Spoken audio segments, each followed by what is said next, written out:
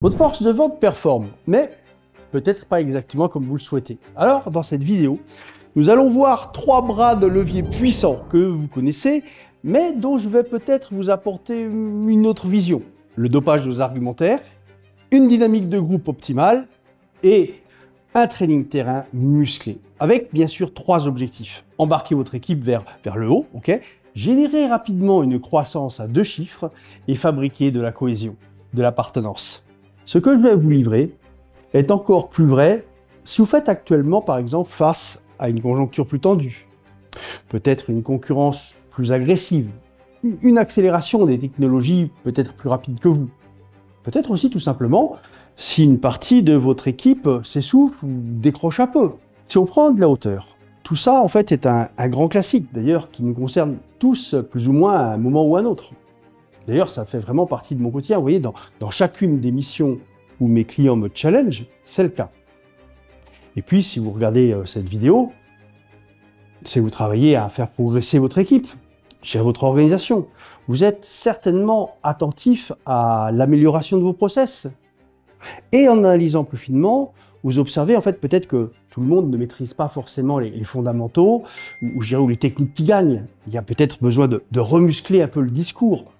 Vous souhaitez mettre en place une méthodologie plus pointue, plus performante, vous voyez, et qui tire vraiment tout le monde vers le haut, aussi bien les plus anciens que les plus récents. Alors, pour chacun des 3 sujets que nous allons voir, je vous les rappelle, le dopage de vos argumentaires, la dynamique de groupe optimale et bien sûr un training terrain musclé, eh bien, je vais à chaque fois commencer par vous faire un retour d'expérience de ce que j'ai pu observer sur le terrain, et ensuite, à chaque fois, je vais vous indiquer quelques pistes gagnantes.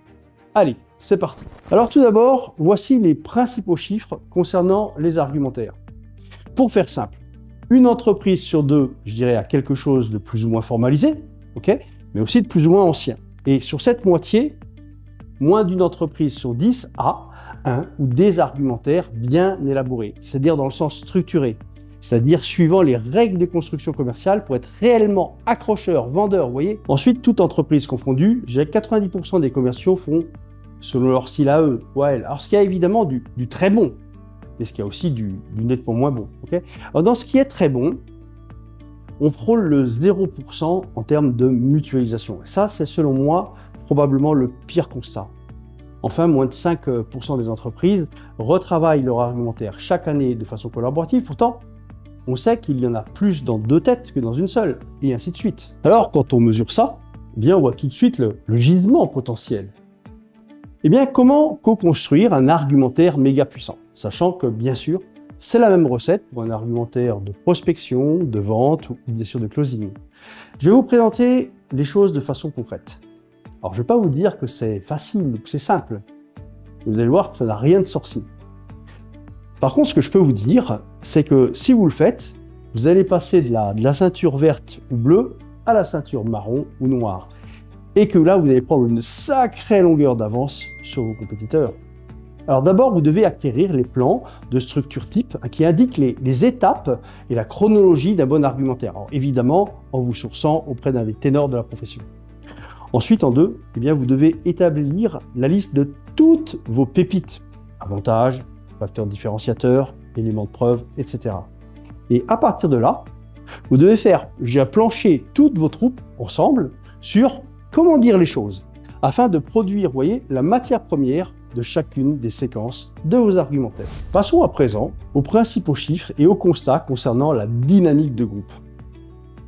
Alors, la majorité des entreprises mettent en place des animations, des stimulations, des concours, des récompenses, etc. Ça, c'est plutôt pas mal. Même si au niveau du groupe, on est plus dans, je dirais, la compétition que dans la synergie. Toujours la majorité des entreprises font 1 ou 2 réunions annuelles intégrant une partie team building, sachant qu'une réunion de ce format par trimestre devient beaucoup plus rare. Enfin, des fois la chimie combinatoire a lieu, elle n'a pas forcément toujours lieu. Idem, la majorité des entreprises fabriquent des ateliers de co-élaboration de leurs argumentaires, mais uniquement au niveau de quelques managers, éventuellement avec le marketing ou le meilleur vendeur, vous voyez. Par contre, moins de 10% pratiquent ce genre d'atelier de co-construction en intégrant toutes leurs forces de vente. Enfin, et là je ne vous apprends pas grand-chose, de plus en plus d'entreprises se mettent ou se sont mises à l'afterwork de façon assez régulière, aussi aux espaces de coworking, aux espaces de détente ou de repos, où on se retrouve pour des moments cool. Alors selon moi, et bien sûr les quelques écoles que j'ai pu faire dans ma vie, faire effort ensemble est toujours facteur de cohésion et de dépassement. Alors je ne peux donc que vous conseiller de faire transpirer un peu tout le monde ensemble. Une co-construction en groupe, à taille humaine bien sûr, disons une dizaine de personnes, de participants, vous permet d'atteindre de très hauts niveaux de qualité en termes de résultats, et puis bien sûr un chouette ciment au sein du groupe. Dans la recette, on va trouver, d'abord une session de 8 heures, un animateur plutôt profil coach, une trame de travail qui déroule toute la chronologie des séquences de l'argumentaire, des micro-séquences de travail individuel, séquence par séquence, un reporting électronique, des temps, je dirais, d'appréciation et de tri des meilleures idées de façon collective, une phase de composition, c'est-à-dire d'écriture de l'argumentaire en sous-groupe là, et puis une dernière étape d'amendement, de validation, d'optimisation de votre argumentaire.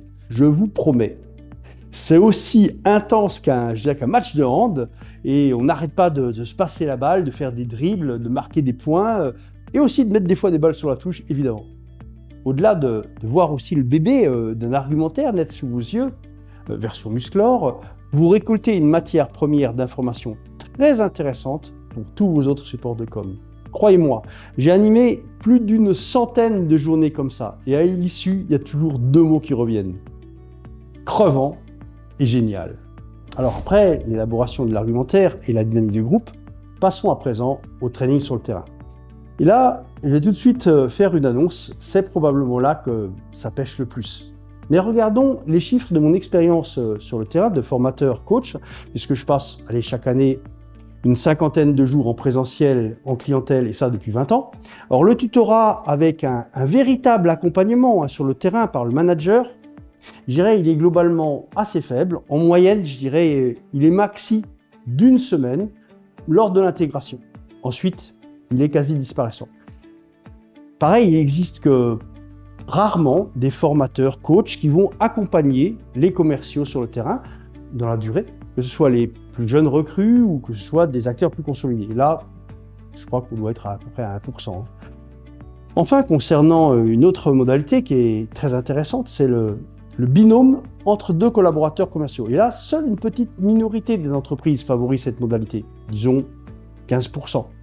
Pourtant, le binôme apporte énormément quand c'est bien managé, évidemment. C'est-à-dire avec un thème, avec un objectif, un brief et un débrief avec le manager, un planning de rotation entre les collaborateurs afin de favoriser le plus grand brassage, etc. Alors voici mes recommandations, ou tout du moins ma vision. Dans le tutorat, je range le fait que le tuteur réalise des démonstrations intégrales en situation réelle, que ce soit en prospection ou en vente, c'est-à-dire directement face à des prospects ou face à des clients, en mettant en application le plus fidèlement possible les argumentaires développés par l'entreprise. J'y range également la supervision coaching. Là, c'est le collaborateur qui va mettre en application ses apprentissages sous l'œil, je dirais, du manager, du tuteur. Durant tout le live en clientèle, le manager coach est plus en appui, si c'est nécessaire, mais il est surtout là pour débriefer à l'issue et tirer les enseignements. Avant tout, bien sûr, il doit être objectif.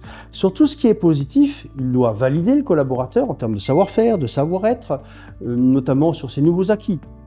En termes de champ de progrès, il est là justement pour les mettre en lumière et puis ensuite conduire à établir un plan de travail. Je tiens vraiment à souligner l'importance de la démonstration, qui selon moi fait partie, je dirais, de la posture d'exemplarité, qui, comme chacun le sait, est plutôt gagnante en management. Alors dites-moi d'ailleurs en commentaire si vous êtes d'accord avec moi ou pas, quand je dis que la démonstration, c'est certainement le plus haut niveau de preuve qui soit. Voilà, nous venons de voir 3 bras de levier simples, mais très puissants, lorsqu'ils sont bien conduits. Et vous pouvez bien sûr les mettre en œuvre, je dirais, au sein de votre organisation de 3 façons. La première, bien sûr, c'est par vous-même, si vous avez une personne au sein de votre structure qui a ces compétences. Si vous ne l'avez pas encore, vous pouvez bien sûr intégrer cette compétence. Et enfin, vous pouvez bien sûr également déléguer cette prestation à un formateur, à un coach, spécialiste bien sûr des bras de levier face à un public de commerciaux. et qui, peut-être accessoirement, vous fera bénéficier de sa certification Calliope. Alors me concernant, lorsque je suis missionné pour les mettre en application, bien, mes clients indiquent derrière régulièrement qu'ils enregistrent des croissances de plus 10%, de plus 20%, de plus 30% dans les mois qui suivent. C'est une des raisons qui fait que j'ai baptisé cette prestation la progression.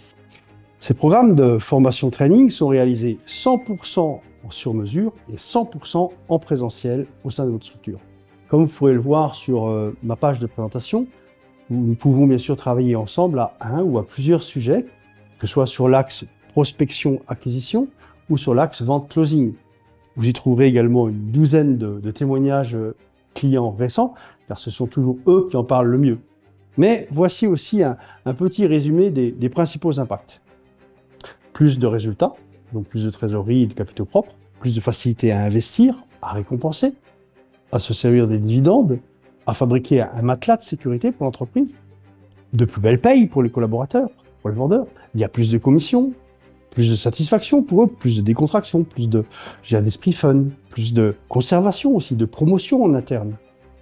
Et enfin, plus d'impact dans la communication externe, donc plus de facilité à attirer les talents. Enfin, vous explorerez également comment mettre en place un programme progression avec la planification des différentes étapes, mais surtout comment mon service d'ingénierie de concours au financement, certifié Calliope, fonctionne en collaboration avec votre service RH ou avec votre responsable formation afin de vous permettre de bénéficier de toutes les prises en charge auxquelles vous pourriez avoir le droit. Pour information, sachez que 85% des prestations que délivre mon entreprise bénéficient d'une prise en charge, pouvant être bien sûr partielle ou totale. Bien sûr, ça c'est si vous avez envie de me confier la mission. Mais si vous faites par vous-même en interne ou si vous intégrez cette compétence, d'une part je vous en félicite, et d'autre part, je peux également vous être utile en tant que coach, afin de vous accompagner dans la meilleure mise en place, bien sûr, de cette prestation au sein de notre organisation. Dans tous les cas, je vous invite à vous rapprocher de moi ou de ma structure, le plus important étant avant tout de mieux faire connaissance. Alors vous trouvez bien sûr un lien de contact en description. Dans tous les cas, je vous souhaite une très bonne continuation à vous et à vos équipes, et puis je vous dis à très bientôt pour de prochaines vidéos.